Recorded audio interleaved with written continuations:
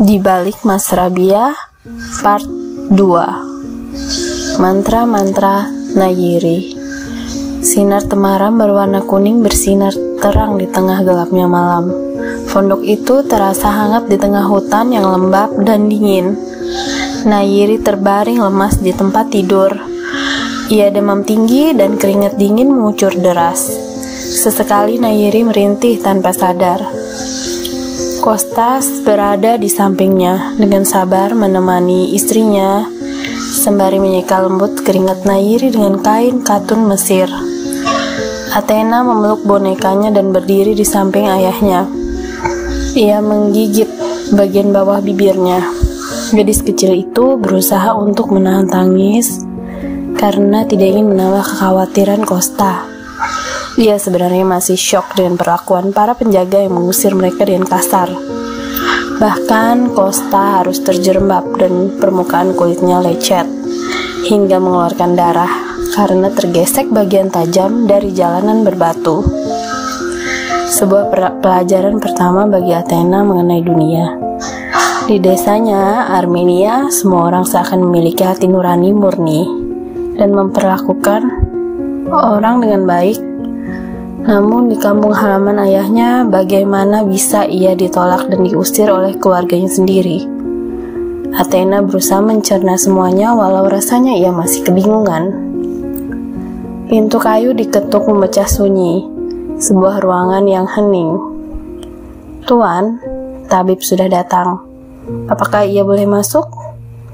Argus dengan sopan meminta izin Kosta. "Silakan masuk." Kosta senang, namun cemas, karena ia tidak memiliki uang sepeser pun.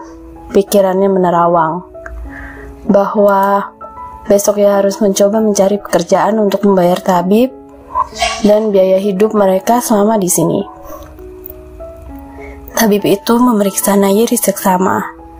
Ia tidak banyak berbicara, namun Kosta dapat merasakan sebuah energi keresahan dari tabib itu saat memeriksa Nayiri. Sang tabib kemudian memberitahukan beberapa resep herbal pada Kosta, dan tidak lama ia pun pergi dan tidak berbicara banyak. Argus dan Adonis sudah menyiapkan makan malam spesial ala Yunani untuk menyambut kedatangan tuannya, dan ia tahu betul hidangan kesukaan Kosta. Setiap hidangan mulai dari souvlaki amize, kebab ayam yang disusun apik di sebuah paprika dan bawang lalu dipanggang. Keftedakia me salsa, bola-bola daging yang direndam saus tomat. Revito keftedes me tahini salsa, adonan kacang Arab, persli, keju yang digoreng dan disajikan dengan saus wijen serta berbagai hidangan lain yang menggugah selera.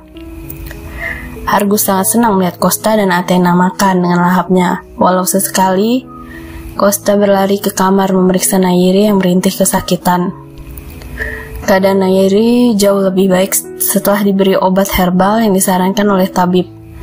Serta Kosta sangat berterima kasih pada Argus yang memanggil dan membayarkan upah tabib maupun obat herbal, serta Adonis yang malam-malam rela menempuh kelamnya malam untuk membelikan obat herbal. "Aku berutang budi pada kalian dan terima kasih sudah menerima kami di rumahmu," ucap Kosta. "Justru kami yang berhutang budi karena turun-temurun keluarga kalian memberikan kami pekerjaan dan juga pasokan bahan makanan hingga kami bisa hidup sejahtera." Argus tersenyum. "Semuanya kini begitu kacau, namun aku akan tetap mencoba untuk mendapatkan hakku kembali."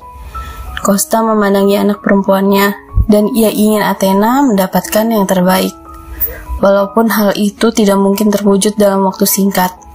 Selain kendala biaya serta waktu yang tidak singkat untuk mematahkan putusan final dari pengadilan, Kosta tertunduk lesu. Keesokan harinya, Kosta terbangun dengan kecupan hangat di bibirnya. Matanya terbuka perlahan dan beradu dengan sepasang mata berwarna zamrud. Wajah putih pucat seperti susu itu kini merekah merah bagai bunga mawar yang menyambut pagi. "Nayiriku sayang, surga duniaku." Kosta memeluk tubuh ringkih Nayiri erat. Ia merasa sedang merengkuh batu es karena suhu tubuh Nayiri yang masih terasa dingin Namun, setidaknya Nayiri sudah bisa bangun. Mungkin beberapa hari lagi ia akan kuat, dan Costa berencana bekerja lagi demi mendapatkan uang serta menyewa kapal kecil untuk kembali ke Armenia. Aku mencintaimu, Costa. Aku berharap tidak menjadi sebuah beban untukmu. Nayiri seakan mengetahui apa yang ada di pikiran Costa. Sama sekali tidak, Nayiri. Kau bukanlah beban, melainkan hartaku yang paling berharga. Costa kembali memeluk Nayiri sangat lama, seakan ia tidak ingin lepas lagi darinya. Nayiri bersenandung syahdu dengan bahasa Armenia yang misterius dan terkesan mistis, sembari menyisir rambut putri kecilnya yang berwarna pirang kecoklatan persis seperti warna rambut ayahnya. Athena, jagalah selalu ayahmu, patuhlah padanya, jangan membantah dan buatlah ia bahagia. Nayiri kemudian mengunci rapi rambut Athena dan memasangkan pita. Mengapa kemarin mereka berlalu kasar pada kita, Ibu? Apakah mereka tidak menyukai kita? Athena akhirnya mengutarakan kegundahan hatinya yang sebelumnya ia tahan. Nayiri mengambil sebuah koin dari hiasan bajunya dan mengangkatnya ke atas, sehingga keduanya fokus pada koin tersebut. Anakku Athena, lihatlah koin bundar ini. Anggap saja koin ini adalah sebuah dunia yang memiliki dua sisi baik dan juga buruk. Hal inilah yang menyeimbangkan dunia. Sisi baik membuatmu bersyukur dan sisi buruk membuatmu belajar, serta lebih kuat untuk menghadapi kehidupan. Nayiri mengusap lembut rambut putrinya.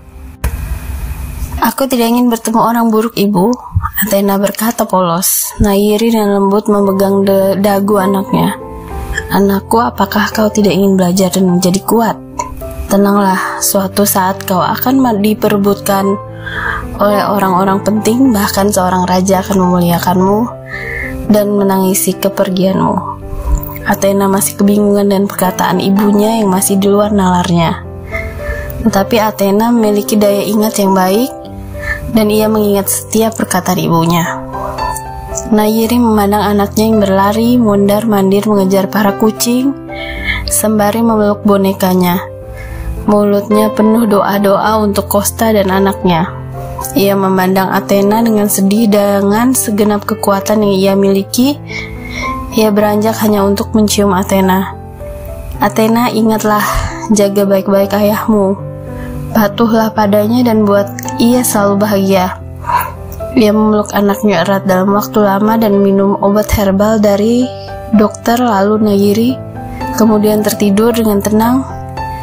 Sementara Athena masih bermain dengan kucing-kucing peliharaan Argus yang sebagian manja, beberapa sangat galak dan tidak ingin disentuh. Kucing-kucing itu cukup membuat Athena kerepotan dan tidak merasakan kesepian walau sang ayah Argus dan Adonis pergi bekerja, serta sang ibu tertidur seharian. Laut Mediterania terlihat kehijauan dan biru. Berbagai kedai dan konsep unik beradu cantik. Mereka memakai pecahan keramik mozaik yang dirangkai seakan menjadi lukisan dengan teknik seni yang diwariskan. Pengunjung asik bercerita menikmati suasana sore sembari mereguk minuman buatan tradisional yang pahit dengan aftertaste manis. Kebanyakan makanan dibuat langsung di dalam rumah oleh istri-istri pemilik kedai dan dihidangkan pada para pengunjung.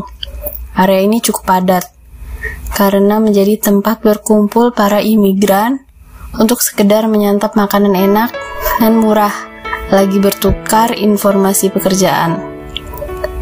Costa terduduk di tepi laut memandangi laut Mediterania yang berwarna biru kehijauan dikelilingi oleh bangunan-bangunan putih dengan polesan biru mengelilingi laut setengah bundar. Ia kelelahan setelah bekerja di beberapa kedai dari pagi tanpa henti. Ia rela menjadi waitress karena hanya pekerjaan itu yang tersedia.